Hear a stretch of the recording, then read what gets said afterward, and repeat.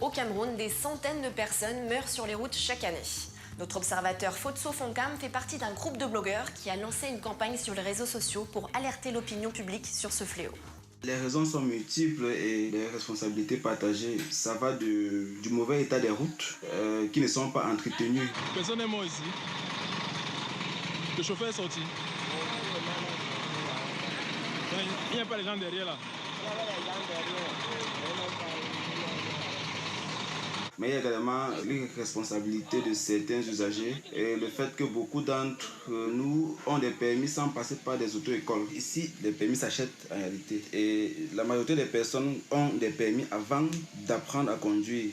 Ce sont des pots de vin, mais c'est comme ça que ça se passe ici, dans la plupart des cas. Et on peut donc ajouter à ça l'irresponsabilité des agents de contrôle qui, la plupart du temps, ne vérifient pas que les usagers ont leurs pièces conformes. En fait, dans les contrôles, il est facile de traverser en corrompant les agents de contrôle. Le gouvernement vient de créer une cellule de lutte contre la corruption au sein du ministère des Transports. Pendant ce temps, Fotso et ses camarades blogueurs continuent leur campagne sous le hashtag Stop aux accidents routiers.